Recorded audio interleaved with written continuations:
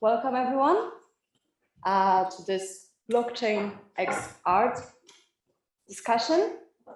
I wanted to introduce a little bit about why we're here, a little bit about our course and the topic. So blockchain in the art space resonates quite closely to us as a community here at MA Innovation Management in Central St. Martin's. In our master's degree, which is all about creativity, innovation, entrepreneurship, and social impact. Our students are working on many creative projects, envisioning the future of a variety of discourses, regenerative design, and hybrid creativity. And I do have to mention the pandemic here, which had further accelerated the introduction of new digital solutions. Thinking of AR performances and concerts, VR gaming, digital fashion collections, virtual galleries. All of this has become an important part of our everyday lives. And digital culture is no longer an addition to the reality. It became one of its layers, and for some gained subjectivity. And this, for digital artists and crypto art makers, has actually turned out to be quite favorable. It gave them the opportunity to legitimize this new trend through established institutions, such as auction houses, media outlets, and galleries. This roundtable with experts from these institutions, with artists, will survey the current state of the blockchain art landscape, its prospects as a sustainable ecosystem, from proof of stake to crypto aesthetics, and some discussion about environmental costs of the minting process. So let's start. We're having with us today Alex Exoric, contributor, editor of art and technology at FlashArt, Karina Mostert, project manager and specialist writer at Sotheby, Anka Koltis, founder and owner of Anka Koltis Gallery, actually the world's first gallery to represent a robot artist. And we're having Robert Alice, Ben, if you can hear us, calling from, I think, the airport in New York on the way to Art Basel, Miami. He's the artist. Hello. Whose NFT has been sold, first NFT sold by the major auction house Christie's in New York. We also have Simon Denny, one of the leading artists who work with the blockchain space since 2016, who actually will co-join me in a quite experimental way through some video materials that he prepared especially for us. And before we start, I just wanted to ask how many of you are not entirely sure what blockchain as an underlying technology is. So we have some hands. I thought that I would use this opportunity to share quite a nice thing that I found recently, and I think it's a great story to talk about blockchain. It's called the Byzantine Generals Problem, quite known in cryptography. And let's imagine a castle where we have Arthur actually.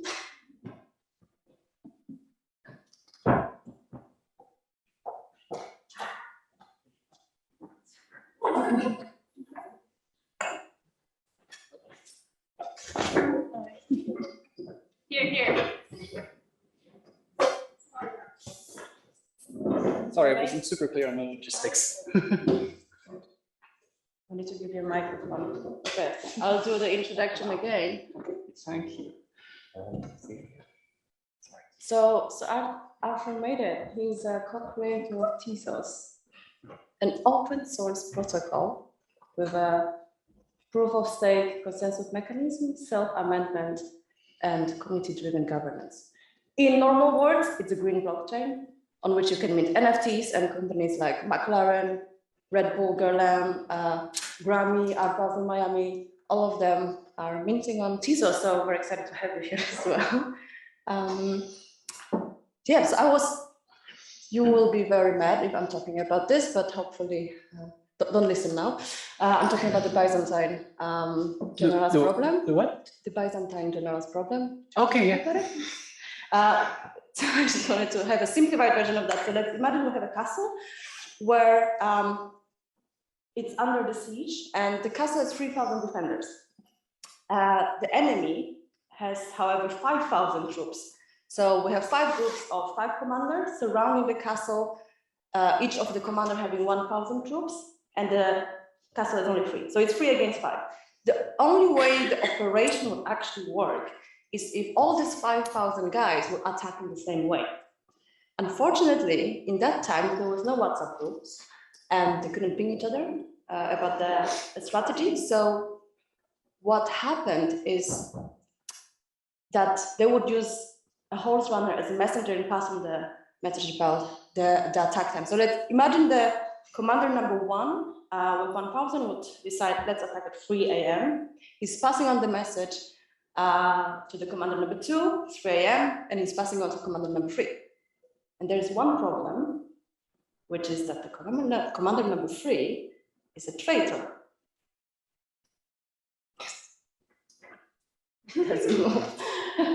So what happens is he's a traitor, so he changes the message that the attack is at 7 a.m. Instead of 3, he changes it to 7 a.m. And the message is being passed on by to the commander number 4 and number 5 that it's actually 7 a.m. So what happens is the night passes, and at 3 a.m. only number 1 and number 2, so 2,000 troops are attacking the castle, and they're against 3,000 guys plus the traitor troops, so it's 4,000 against 2, so they're losing the battle. And 4 hours later, the poor other guys who are not aware of that, commander number 4 and commander number 5, are attacking again with 2,000 troops, and they're losing. And this opens up so many questions, and I think why blockchain is so fascinating is like one of the key features of it is the fact that every node in the network, in the blockchain ledger, acts as a validator that they can only together collectively propose, ratify, and eventually come to the consensus about the set of transactions and data that can be placed on the next block. I bet we'll talk about it more in detail. And this notion of the immutability of the blockchain technology means that it's impossible to modify, alter, or delete any information that has been previously validated and placed on a block, on the previous block. So I have to be honest, I was very nervous to say that in front of Arthur, who is a mathematician, and an author of the white paper, but I hope it was fun and somehow gave you a grasp of what is blockchain and why it's quite useful for authenticity certification, digital ownership, and all the topics that we're going to cover today. To start the conversation, I want to play the first message from Simon, and he will kick off the panel.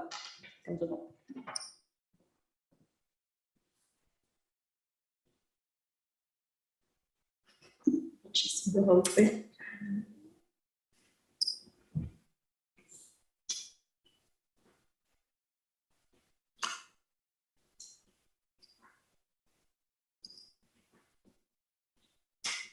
Hi, Mimi. Hello, Central St. Martin's. It's great to be here talking to you, even though I can't be there in presence at this blockchain and art roundtable. I am sitting in my studio in Berlin, and I thought I'd share with you my material that I've been working with for the past few years on blockchain and art. So let me just share screen right now. I've prepared a little material that we can talk through. So a few slides of how I got into making artwork about blockchain. And so this is an installation I did in 2016 that features a now very famous platform and its founder, Ethereum platform. I did it as part of the Berlin Biennale in 2016. And I am an artist who's made a lot of work about, I guess, technology business people and their promises to the world and dreams. And yeah, I pulled on a few different aesthetics to pull this kind of trade fair booth together, which is actually situated inside a former communist headquarters in Berlin. And the kind of aluminium dove and industry image in the background is part of that venue, which is now a business school. But I made a series of sculptural, speculative, trade fair booths, which sort of looked like they were marketing these different visions for what blockchain could be.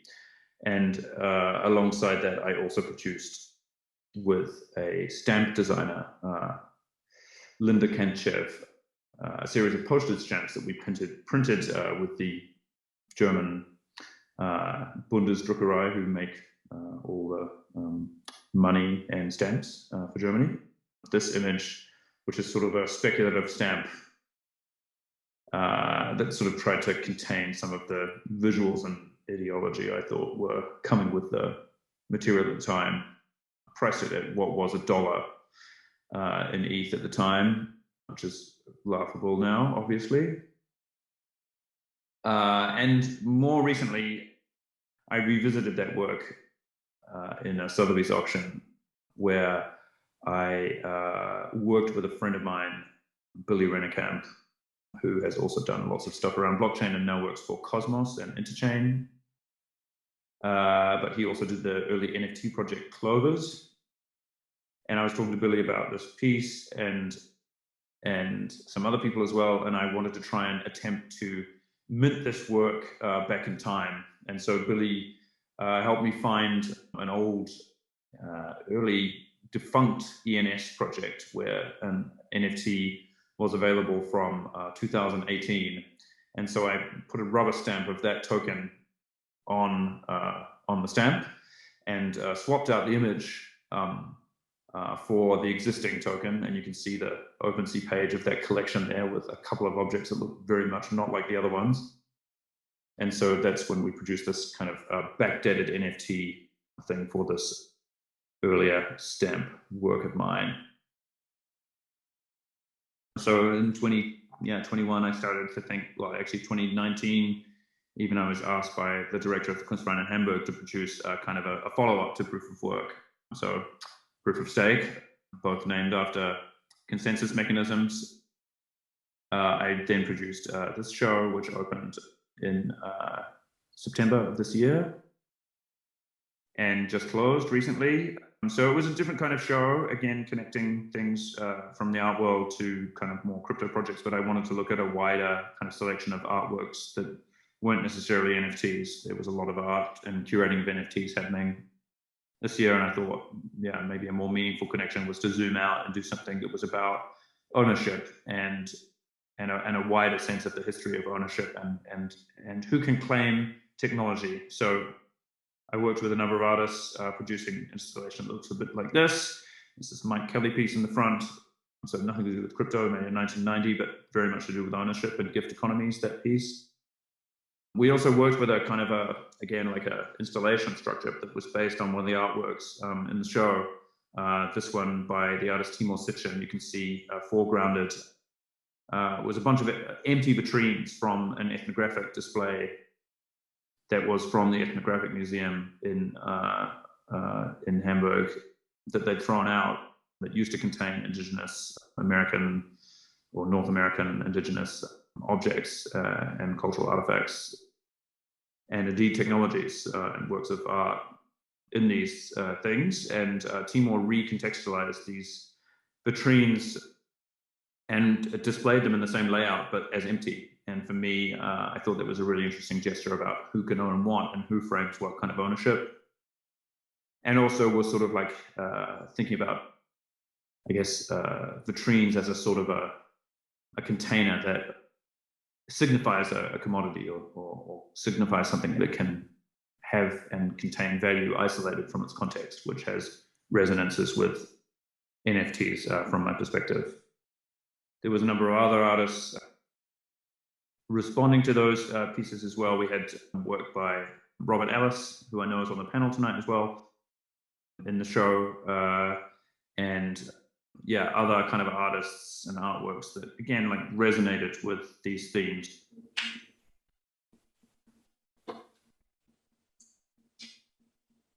You won't hear it, but thank you, Simon. And I think let's link to Ben. He literally just named you out. And let's talk about the ownership issue. Who can claim the ownership of this technology? I know you have this project, Aletheia AI, who just raised 16 million. That is an AI algorithm that it's built on top of the input from community. However, it's based on the seed manifesto that you wrote yourself. Who owns it? Who is the creator of it? Hello, everyone. I hope you can hear me. Can you hear me? Yeah. Yeah? Okay, good. I'm in New York airport, and I've become acutely aware of how loud the tannoy is when I never think about this before, but obviously during a panel you start thinking about it, so I apologize in advance. On the question of ownership, I think maybe just quickly, quite good just to go tell you a little bit more about that particular artwork and what the kind of issues that it raises. It was an NFT that used some very complex AI technology, including OpenAI's GPT-3, which is probably the most sophisticated neural net language generator, i.e. you can put a prompt into it, maybe a couple of words. AI can spit out text. And I got interested through a book called Pharmaco AI, which was really a book that started with the author writing a seed text. So it was like one line, and the entire book was written by GPT-3. And GPT-3 can do long-form humor, it can do metaphor and simile, it can do pathos, it can do emotion, it can do long-form conversation, narrative arcs, paragraphs, chapters, you name it. It was one of the best books I read this year. And up until now, GPT-3 has really kind of been very closely guarded. And so I applied to get access to the AI, and along with one of the leading NFT AI companies, made what's called an intelligent NFT, or an INFT, which was the token standard. And effectively, what you could do is you could have a long-form conversation with this avatar. In a similar way that you've seen with kind of other AI robots, but obviously you can put on the blockchain, gives it sort of several other powers, as it were, i.e. one can speak to it, 5,000 people can speak to it at one time. And obviously the seed text was governed by a kind of character text that I wrote. When it comes to ownership, particularly, well, the work was sold to an individual collector. And it now lives in the Metaverse, and I can after the call give you links to it. And I think, I mean, from an ownership point of view, it's quite cut and dry. I think there will be worlds where decentralized autonomous organizations kind of group round and pick up these avatars, because they're quite interesting artistic models from a finance point of view. Because they actually sell an experience, and so you can go into Decentraland and link your MetaMask wallet up, and which is basically like an Ethereum wallet, and you can, for 20 questions, you can pay a fee of I think $50. But over the course of the time that the work was exhibited, it was viewed by several 100,000 people, and you get this interesting question about the wisdom or madness of crowds. Because obviously it's machine learning, so with each input, it was picking up the avatar or AI behind it was picking up data from the questions asked, and there have been some scary stories, like Microsoft had a chatbot called Tay about 5-10 years ago, which was spammed by right-wing rhetoric on Twitter. And actually start to espouse some right-wing views. And so we had to build quite strong safeguarding features. But I think most of all, when you have machine learning and you have something interacting in the public arena from an ownership point of view, socially, or at least from its own identity, it's owned in a very decentralized way, because with each question that the audience asks, they're actually claiming part of its character moving forward. So yeah, that's particularly that work. I think more generally, I think the only way I can steer the question around ownership potentially to something more relevant to the idea of NFTs is, I don't know who here is from the panel has been following the Constitution DAO and I mean, has anyone here been following Constitution DAO? It's a DAO organization that was created about 2 weeks ago to fundraise for to bid on the Declaration of Independence at Sotheby's. And it started out as a laugh on Twitter. I don't think, by the way, anything here exemplifies the power of blockchain more than this story to date. And the power for kind of rapid self-organization and fundraising online between trustless third parties. And basically it started in about 10 or 15 days ago. Sotheby's announced that they were going to sell the Constitution, US Constitution, which is one of the founding documents of free and civic society. And a couple of people who had never been on work before, had never been part of the kind of elite that normally bid on work like this. It was valued about 15 to 25 million, so an astronomical sum. And they just started messaging each other on Twitter. None of them knew each other, crucially. And someone put a tweet out saying, well, I wouldn't mind trying to raise some money to bid on this as a joke. And someone replied back, and then someone replied back to that. And before long, they found themselves on Discord, which is a kind of community tracking social media hub for people interested in kind of crypto, where they then grew their membership to maybe 10 or 15 people on Twitter. They jumped on a group call. They set up what's called a DAO, so decentralized autonomous organization, which is basically like a little mini government on the blockchain, where you can vote and come to consensus. It's very hard to hear you because there is some really? at the airport. But I think we'll take it from here because I think it raises a very important question that I actually wanted to ask. I collected a few of the questions in the spirit of Web3 from one of our students. And let's move from what you mentioned about this crowd fundraising and the fact that it's a community-driven space. And I wanted to ask this question to Anka and Karina. What is the role of institutions that used to curate art, or even us being an academic institution, CSM, what is the role of us anymore if there is like NFTs all about connecting directly the artist to the collector? Yes, would you like to? Are we going to lose our jobs now?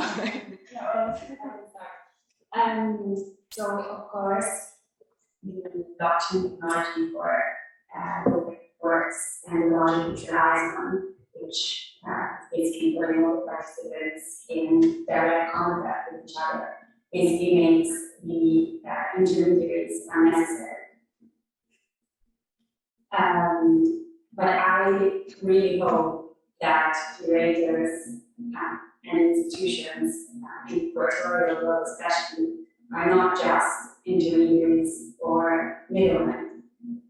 And to me, something that is curated means that there's a layer of value which simply wouldn't be there if it wasn't for that curation.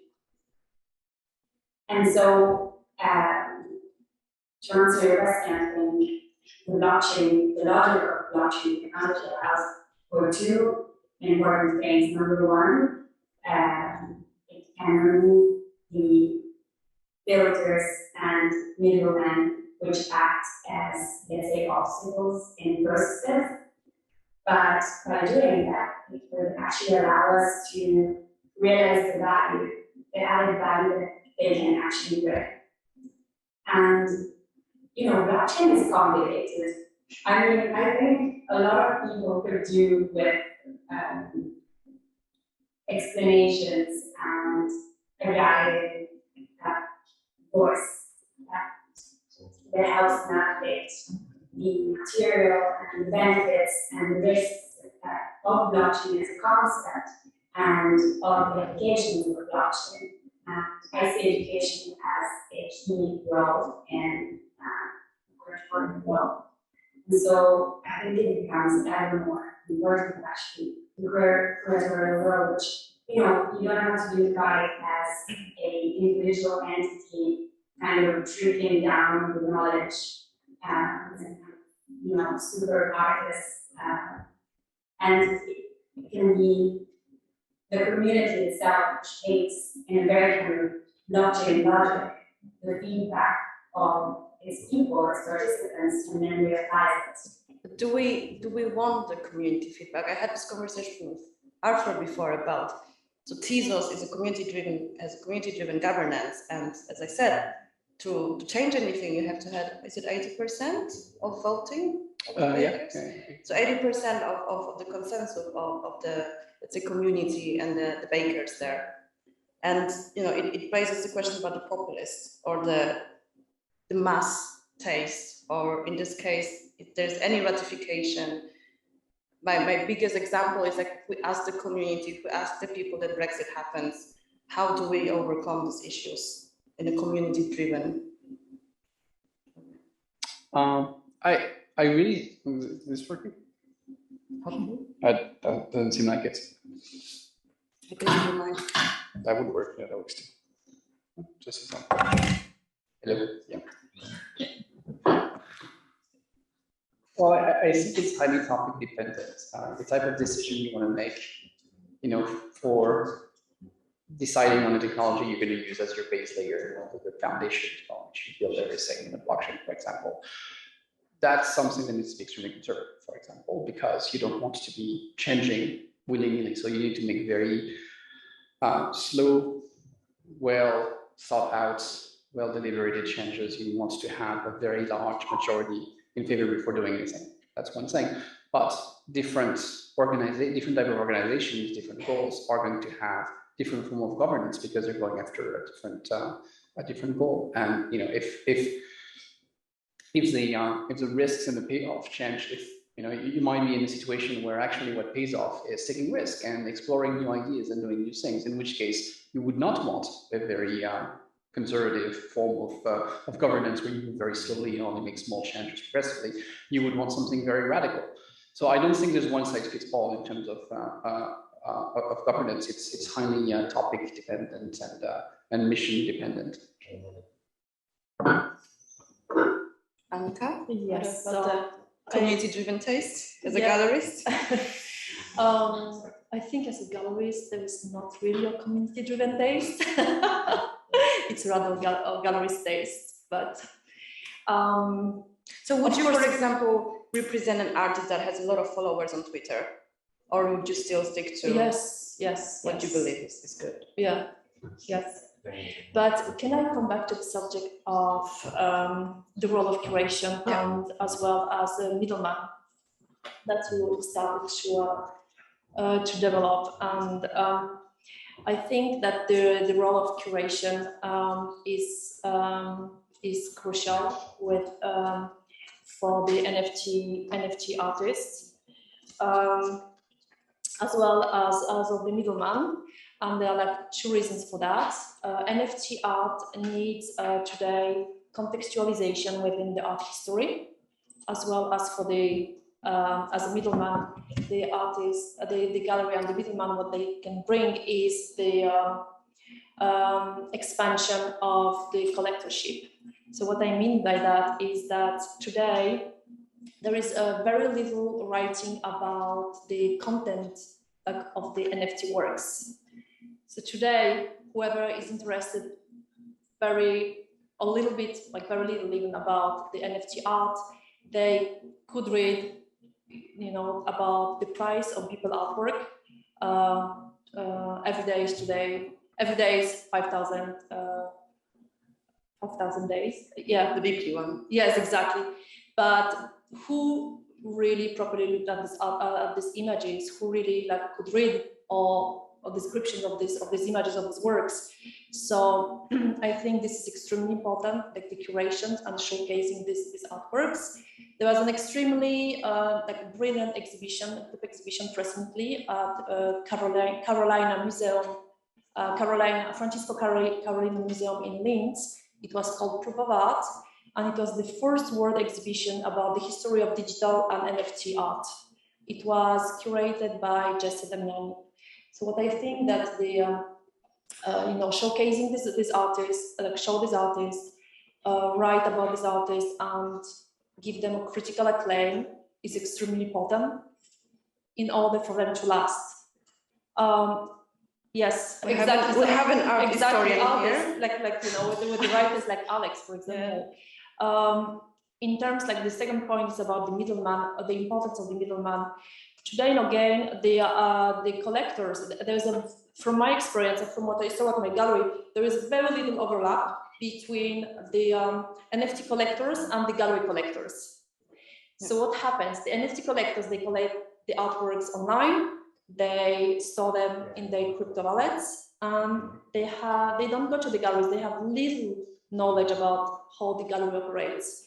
On the other hand, the traditional collectors, they don't navigate the marketplaces where the NFT artwork is sold, and they have very little knowledge of these spaces.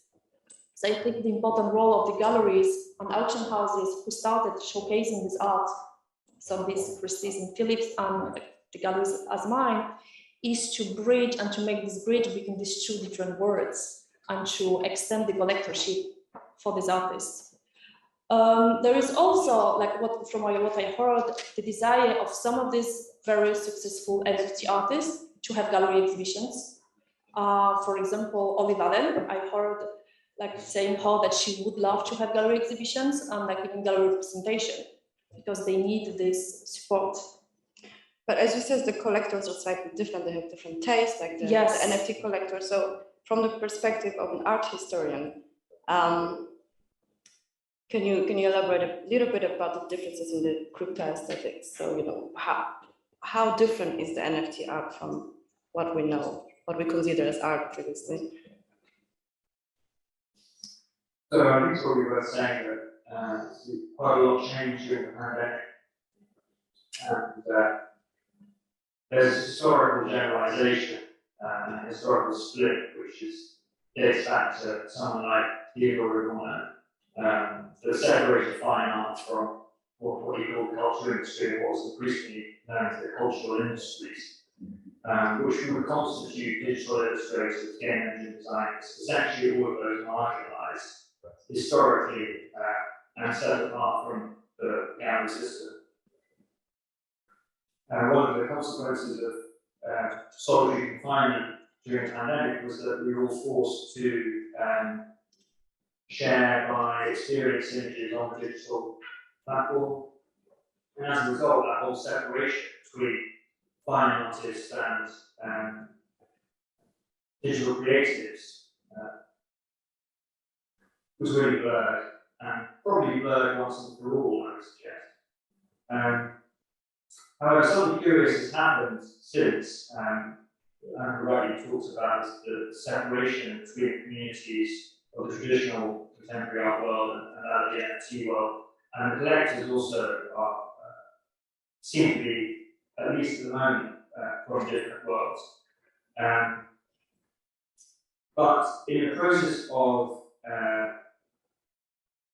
in theory, making art making and art selling much more egalitarian for artists who, in theory, can sell directly to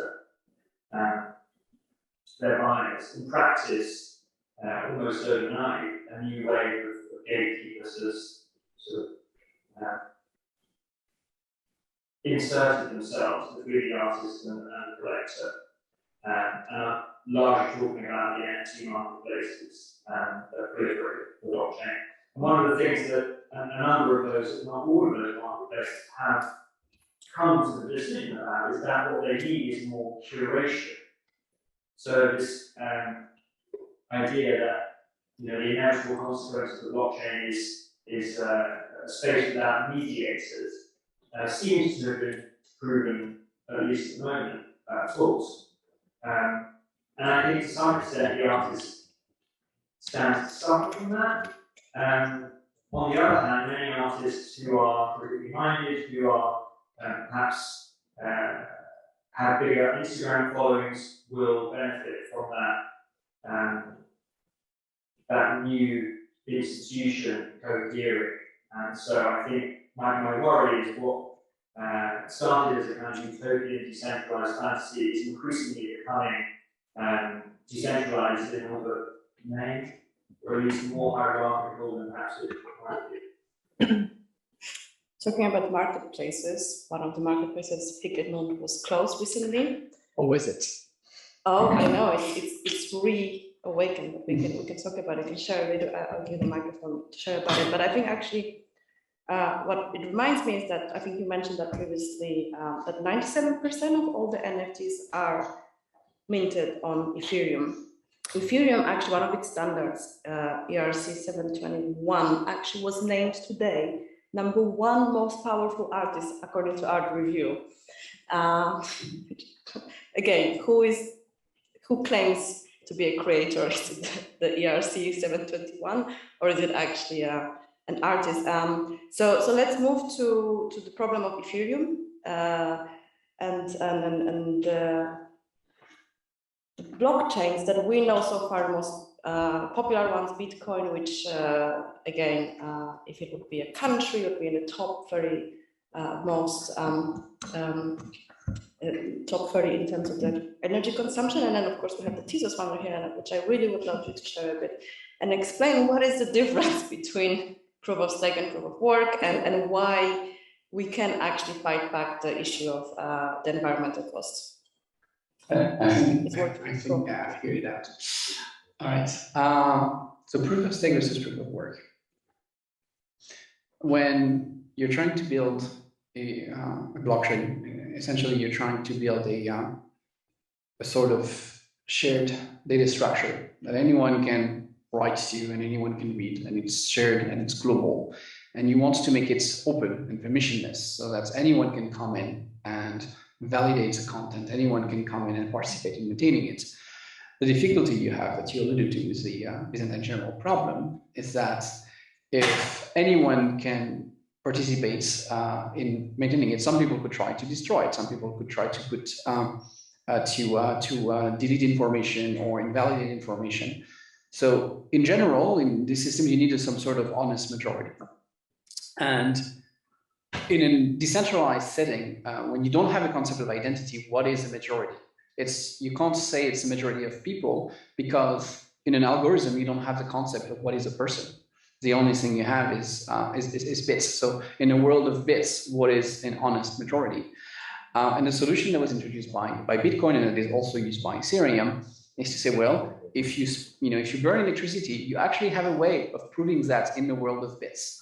There's a link, you can spend energy to do some useless computation, but as a result, you will be able to prove that you spent all that energy. And so the notion of identity in proof of work chains is, I have spent some energy, and therefore, I've done something costly. So the door is open, anyone can participate if they spend energy, but it's not wide open in the sense that a single party cannot come in and claim half of the power in the network.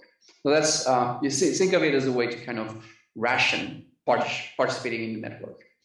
In proof of stake, we don't rely on energy for this. The notion of identity in proof of stake is stake or owning tokens, because networks like Ethereum or Bitcoin, if they're proof of work, they also have a token, a currency attached to it.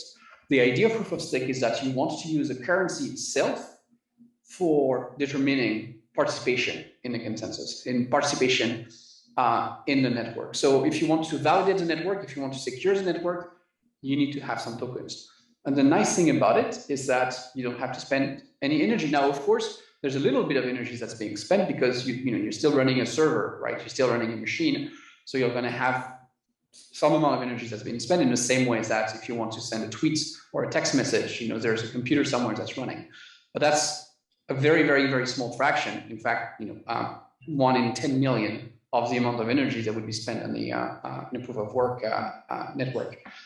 The difficulty with proof of stake is it's a little harder, because in order to have the notion of who owns how many tokens, you need your network to be secure. And for your network to be secure, you need to have this consensus mechanism. So you have a bit of a circular dependency, which is why proof of stake didn't arise as soon as proof of work. It's a little more involved, but it has a lot of benefits in terms of security, in terms of energy consumption, speed.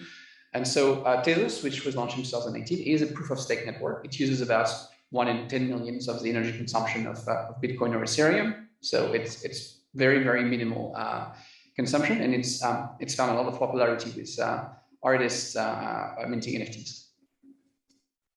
I think we can play another maybe message.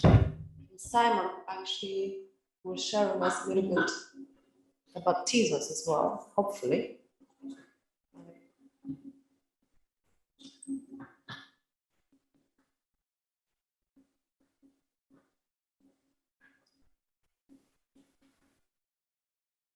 I did my own Tezos-based NFT work where I worked with a bunch of scholars to select a work, or an object rather, that they thought talked about technology and organization. And and then I selected an object that illustrated that object and made an image of it and put that image on the Tezos blockchain and gifted the NFT back to the author as a kind of alternative currency for selecting what technology was.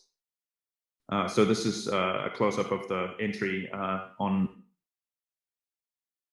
which is sort of now migrated by Wendy Chun and Gillian Russell about filters, which I chose an object of a executive decision-making robot from the 80s to illustrate. And those series of tokens and photographs were also objects in the space where you could go from a QR code back to the image of it and the token. So that piece as well.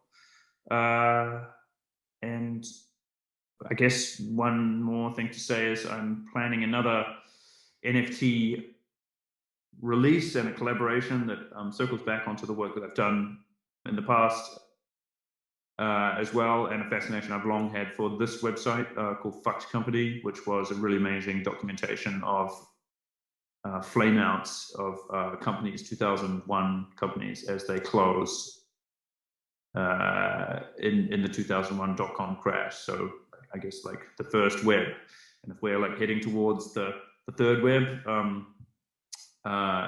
thinking back to business models from that time. And I kind of found a sort of image bank of screen grabs of screens of death from those early internet business models. And then I started to think about,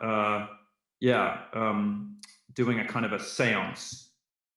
So I got together with the artist that has done those drawings for the CryptoKitties project, and also a machine learning group of image making algorithms, and made a kind of a chain of reimagining things that responds to the dot-com boom. I was inspired by the work of Mark Andreessen, this quote, "Almost every dot-com idea from '99 that failed will succeed." So I was thinking about kind of what it would mean to bring back dead companies in a Web3 seance of Web1 spirits, but no candles, only gas. And I got together and worked with making a bunch of different outputs based on text descriptions of a company, and these ones are for a company called bizbuyer.com, which was a kind of listing for services for businesses that they could kind of bid on. That came to an end in 2001. And then I took these machine learning outputs for imagining what the logo for these companies could have been in 2001 with kind of contemporary machine learning image, text to image software. And then kind of gave them to Guile to then imagine from one of those what he himself might do with his aesthetic and kind of finish that reimagining of that company. So here you have an illustration. There's the original company name, BizBuyer, and their logo from 2001. The 2021 machine learning outputs one of its imaginations, and then Guile's kind of top level like reimagining of what that is. And all of these you can mint also as subdomains, ENS subdomains. So you'll not only kind of own an image produced reimagining this past company, but you'll also be kind of imagining reviving a company as a group of NFTs that are all related by subdomain. So that's my little trip through NFTs, and I wish I could be further part of the discussion as it goes forward. Thank you so much. Great. I wanted to pick on that .com bubble and then kind of lead us to the discussion, is NFT a bubble? One of the biggest questions I have is, if we buy art and there is a value of it, so let's say it will increase from 2 million to 10 million.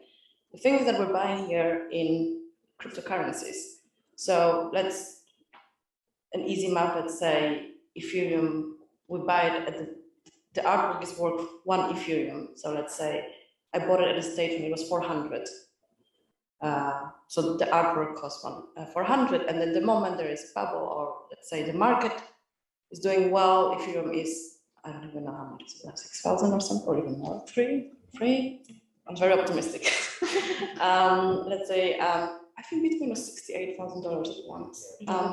Let's say it's 60,000. So I bought it for 1 Ethereum worth 60,000.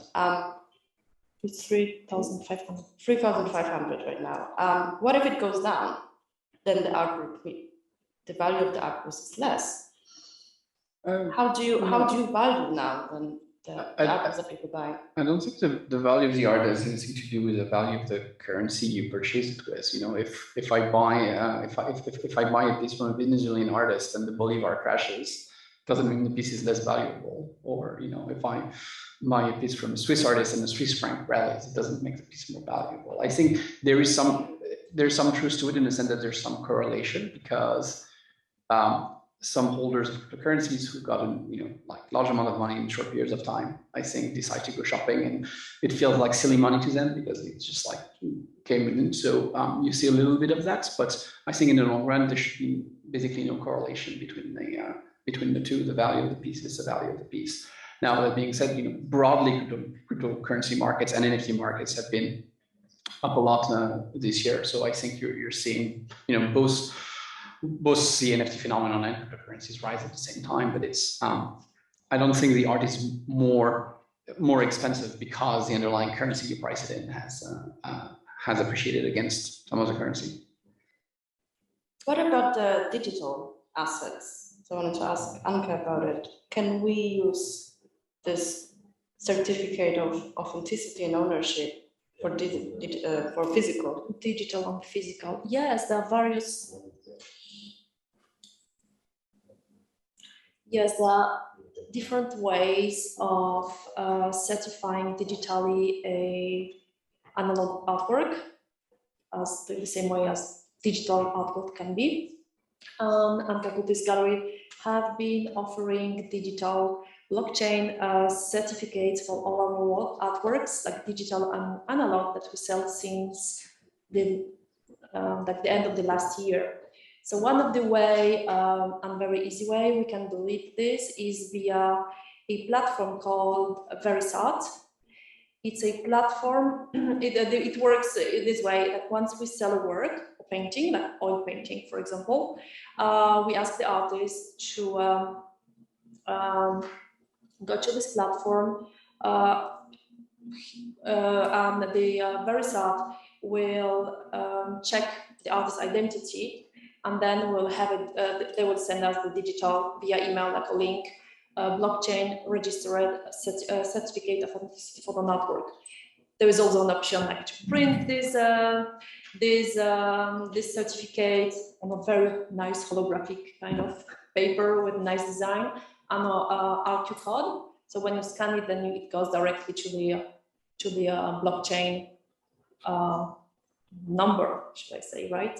Yes, there are different platforms doing this kind of certificates. Now I'm also discussing with one specialist, like art lawyer who is specialized in NFTs, like how we could sell the paintings as NFTs, because the blockchain certificate on Verisart is not an NFT. It's not blockchain, it's not on Ethereum, but we are looking now at the ways how we can sell our paintings as NFTs. And how, like my question at this time is like how with time we can sell the work and the NFT certificate will follow the artwork, because sometimes collectors pay separately, and how to, and if it happens, or like how to avoid the split between the NFT certificate, which can be traded separately of the artwork. Like this is my question, open question. So. I have so a question as well, that. because people are talking about NFT land, and I think, I mean, one of the examples that I have is that before the war, some Polish land did belong to Jewish people, and then after the war, they kind of were claimed by the government, the communistic government, and it was like, now it belongs to us. And 50 years later, they came back, so, well, actually, it's our land. Mm-hmm. And like, what is the binding contract here? Let's say in the council, which is saying it belongs to the Polish government or some mm-hmm. Polish family, whereas people from New York would come back and say, no, actually, it's our land. And I think the same with this NFTs, like, there can be a certificate where it's saying it belongs to this person, and then I can sell it to the next one, but the physical thing can just have a separate double life there happening, and we can't really, how can we really make sure that they are kind of... I think it's a very complex issue. Then it will need a couple of lawyers and like discussions and consensus, like, yeah. At the end of the day, I think you have to take a step back and say that there's no magic in the blockchains. It's just it's a really, really good book of records. So if you want to keep really, really good records and you want your records to be very reliable and to be very auditable, it will do that. But it will not, automatically defend your land from, if you're in Poland and the Nazis are coming and the Soviets are coming on the other side and then take your land, the blockchain is not going to help you. Perhaps after the war, after all is done, you can come in and the paper records have been burned, but you have your blockchain. You can say like, look, actually, I own this. But these are the concepts of property and possession and all of that are fiendishly complicated. Mm-hmm. So it's. But in that case, the blockchain could help in if it wasn't the blockchain at the time of the transaction, right? Because then it's absolutely clear. Yeah. And again, just because something is in the book of records isn't the only saying. If, for example, I go to a nice little old lady and I say, sell me your house, and she doesn't understand what she's signing, and she's signing this document, and I get the title for the house, that sale can still be invalidated in court. So there's a lot of complexity and richness around it that's not going to be captured by a single letter, but it's a start.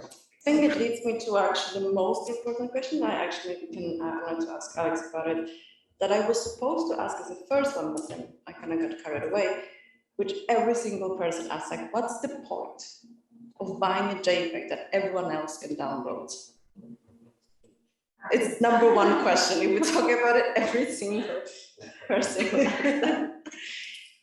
I think you can really say something as a gallerist and like knowing collectors and like their behavior.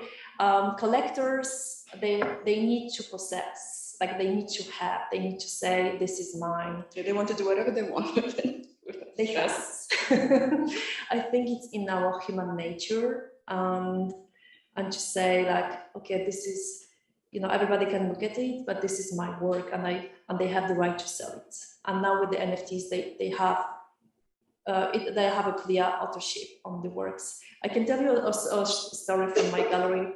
When I opened my gallery in 2015, so we are specialized in contemporary and new media art. The first solo show we had at the gallery was with Modi Soda. Modi Soda, she's based in New York now, and her entire she's a digital artist. She makes a lot of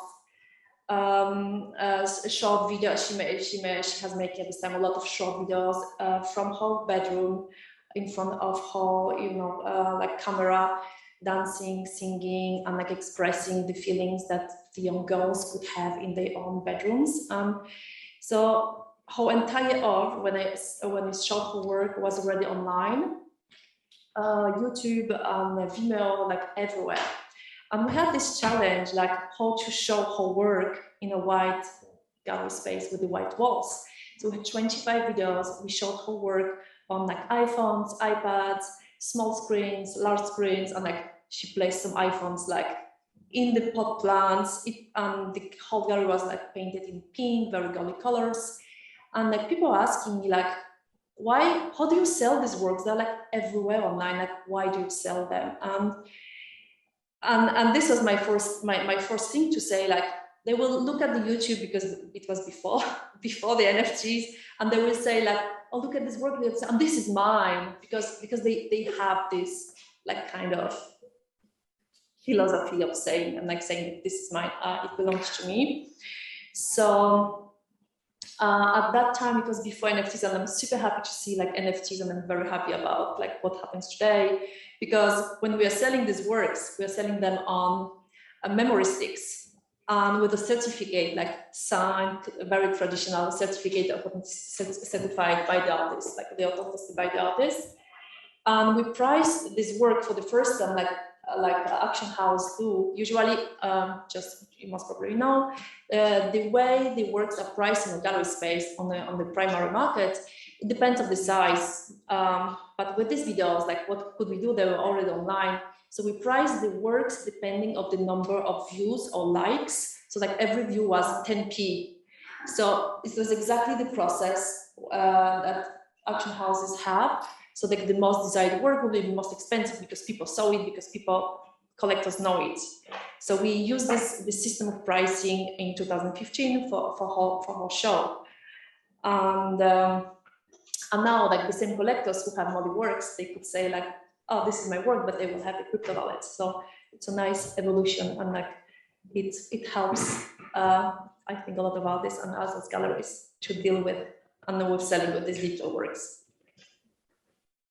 Yeah, the question comes up often, and I think it's kind of like coriander or cilantro, and some people really love cilantro, and some people think it completely tastes like soap, and it's a genetic thing, and I love coriander, and people who hate it just don't understand how people could possibly like it, and so some people just couldn't imagine, like, you have the image, why would you possibly pay for this? This makes no sense, and other people just completely get it, and like, of course, and I think it depends if you have an attitude towards collecting or not, and those who do get it, and I assume a lot of people who say, oh, you could just download are not people who have collected or bought art pieces before, because they look at it purely from a consumption perspective, in a sense of like, I just want to maybe decorate my living room or look at something, as opposed to having a connection with a piece. So the different functions you have in purchasing this is, one is, as you mentioned, one thing you're buying cryptographically proven bragging rights, in some sense. So there's a social component. Obviously, you're going to say like, hey, this is my piece. You can show it around, and you can say you bought it. Another way is you can support the artist. Now, of course, you could just give money to the artist directly.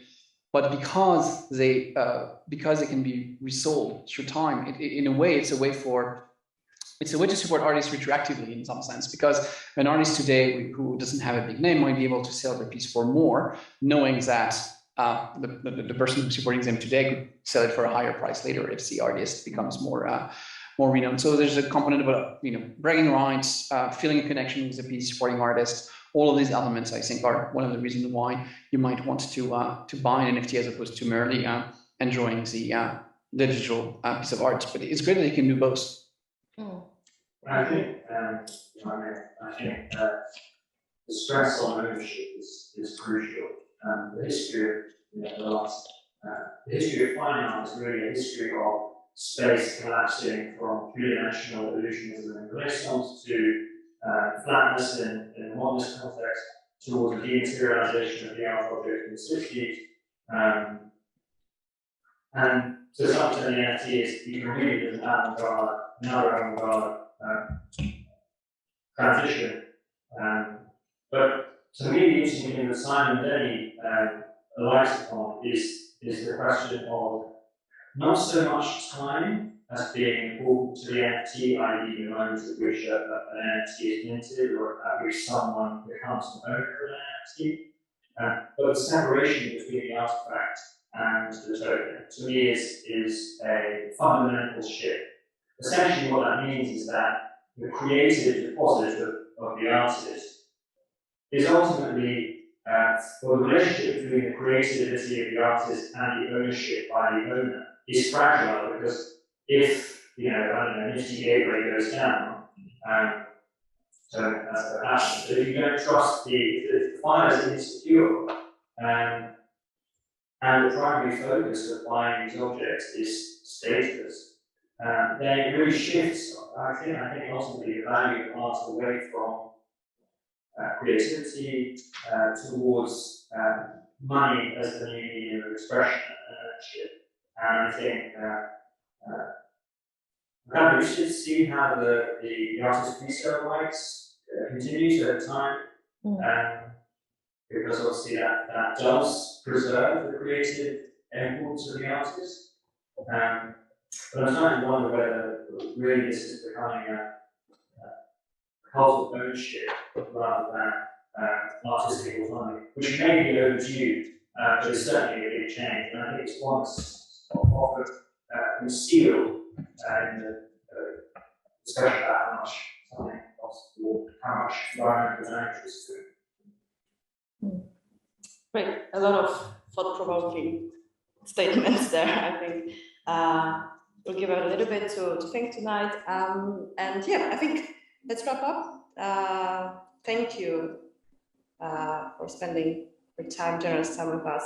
I would like to just thank also all the teams from MA Innovation Management and Central St. Martins, especially Jeremy Thiel, head of college, for supporting us and making this event happen. Again, big thanks for all the speakers, all the speakers online. I think I will have to send a message afterwards. And yeah, hope to see you soon. Do pop into our MA Innovation Management website to hear more about the open days and any future online events. That's it from for today. Take care, everyone. Thank you very much for having me, and thank you for listening.